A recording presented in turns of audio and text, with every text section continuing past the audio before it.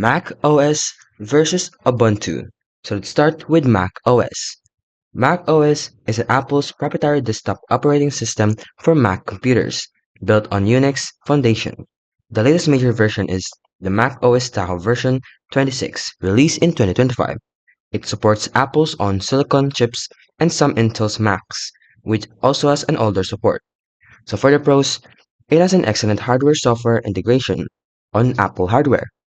It has strong security features, which has the gatekeeper system integrity protection. It also has the vast ecosystem of creative professional software designs, like for Mac hardware. And it's a great choice if you already own an Apple device like iPhone, iPad, or Apple Watch. Now for the cons though, it's locked to the Apple's hardware, so you must buy a Mac in order to use the OS itself.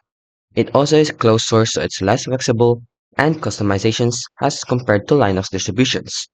And so for some development, server work, or very custom workflows, you might hit some limitations. And some for cost-conscious users, those not needing high-end features, it may be an overkill. Now, Ubuntu, on the other hand, is a free open-source Linux distribution developed by Canonical, widely used for desktops, servers, and development work. It emphasizes usability, regular updates, long-term supports, and broad hardware compatibility. So for the pros, it is free to download and use, with open source with large community support. It is also extremely flexible and customizable.